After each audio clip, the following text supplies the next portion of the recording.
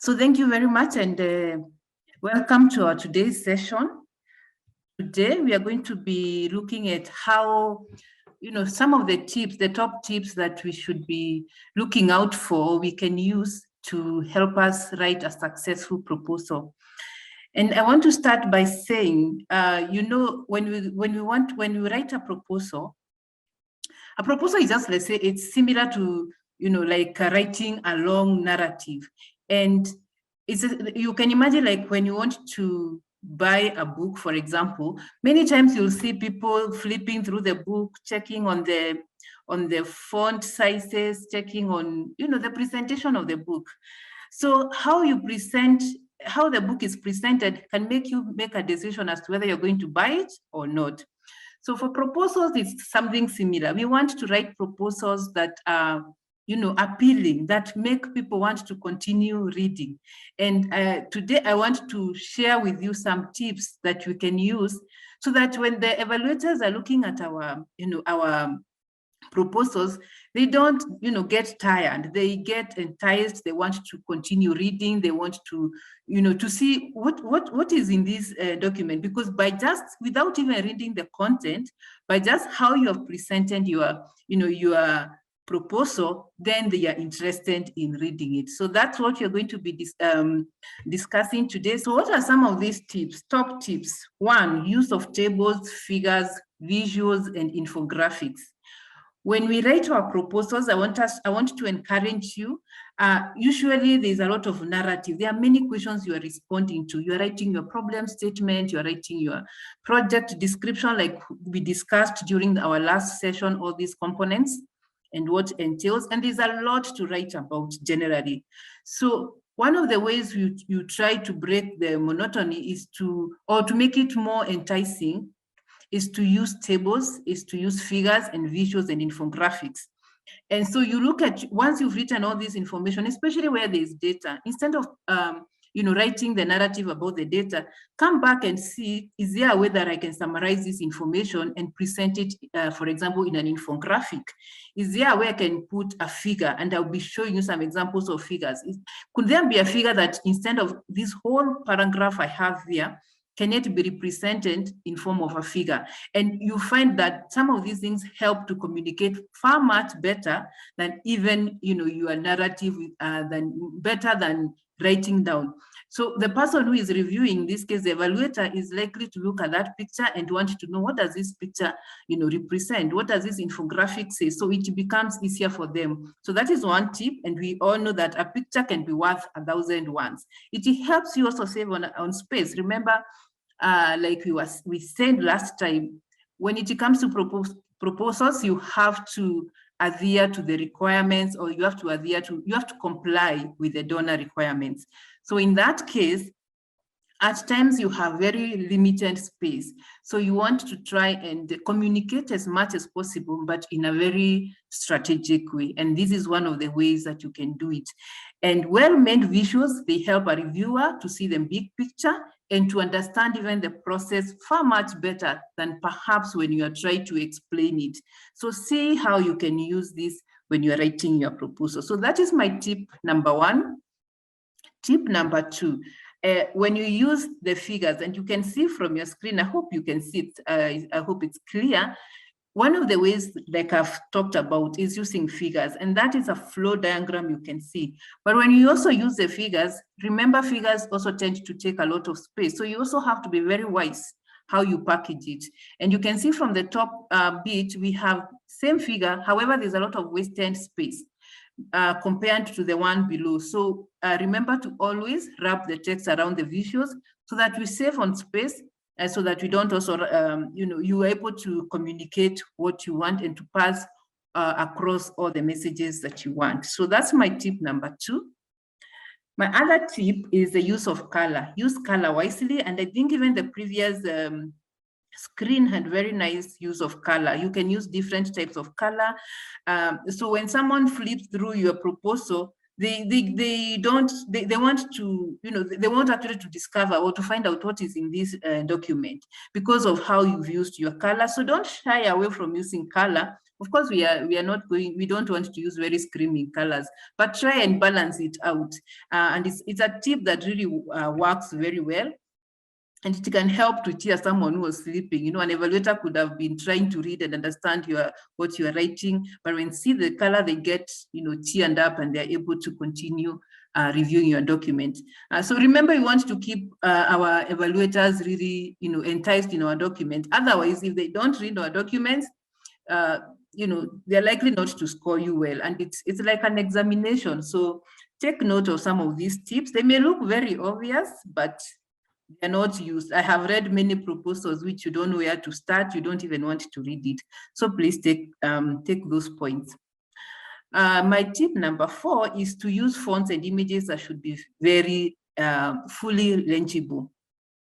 And I've given an example. When you're choosing the font type, the font size, what happens when you're writing proposals is because of the pressure. There's so much pressure because of the page limits. So people tend to want to use very small, you know, fonts. So you use a font type that doesn't take a lot of space, or even use the font size 9, size 10 to try and squeeze in a lot of information. Like we said last time, proposals is not so much about what you write. It's about the content itself. You can write very little, but you communicate in a very convincing manner. So don't feel the pressure to reduce your font size and to use more font types. Use something that is also very legible. You can see what I've given you there on the screen. I hope you can see. Times New Roman is very legible compared to what we have there, Carl's MT. As much as both of them are font size 12, there's a clear difference. So choose wisely also when it comes to fonts and images, which one to use.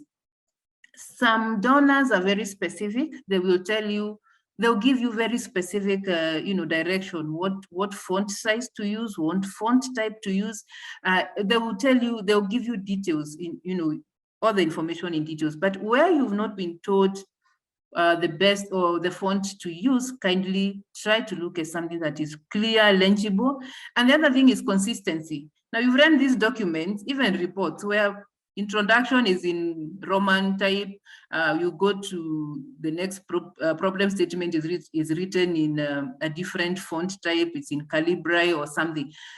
Please, before you submit your proposal, these small things are very important. Make sure that you have used there's consistency in terms of the type and also in terms of the size. Okay, my tip number 5 is also when it comes, very similar to what I've been talking about, is when it comes to now formatting. Some of us are not very good in formatting, but if you're not good at it, I say, please look for someone to look at your document before you submit it. Spacing. Do not squeeze a lot of information, the same one paragraph, squeeze it, no spacing, nothing. Make sure you have adequate spacing, make sure you have margins. Some donors will tell you the margin, size, maybe 2 centimeters above, 2 centimeters on the side. Please follow those instructions to the letter. Where you've not been given, don't use very narrow margins, use moderate margins that someone wants someone can see it's well presented. Alignment, justify your documents, make sure it is well aligned.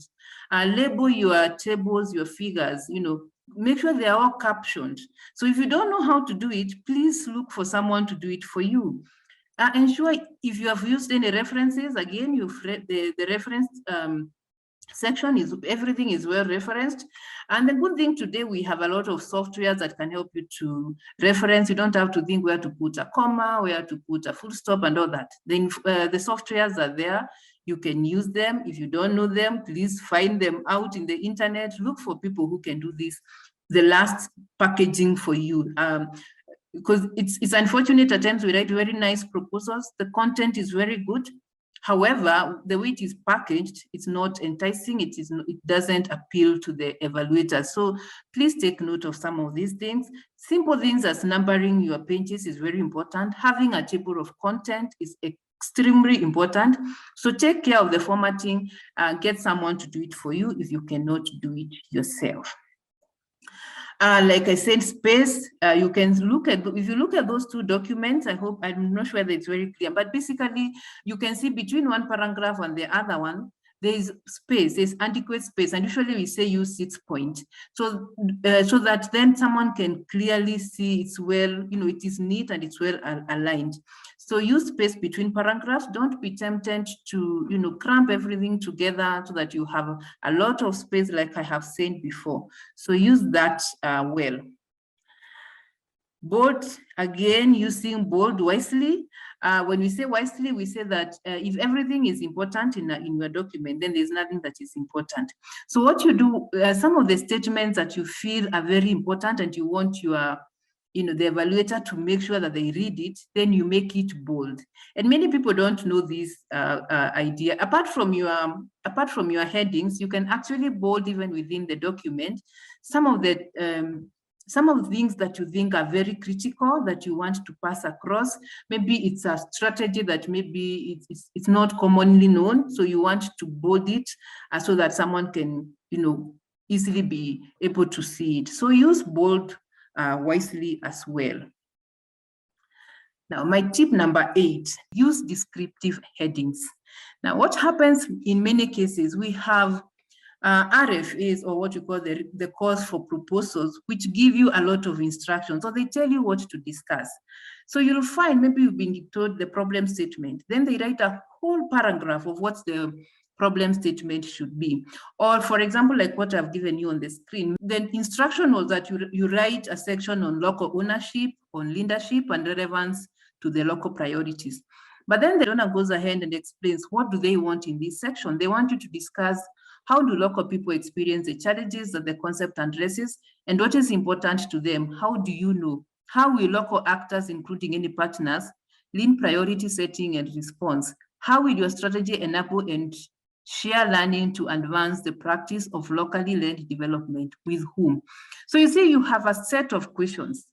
So the question is, where do you start? So the first step is, from those questions or from the paragraph you've been given to describe what to write, you try and break it down into manageable subheadings. So like in my case, I came up with 3 subheadings. As one was challenges as experienced by target beneficiaries, and 2 was the priority setting and response by the local partners. The point is, come up with your own subheadings, and that helps you to discuss in details and make sure with these small headings, you're addressing the issues that you've been asked to address.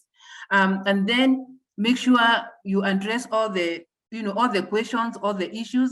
And what this does for you is that the evaluator, when the evaluator is reviewing, is able to easily follow it.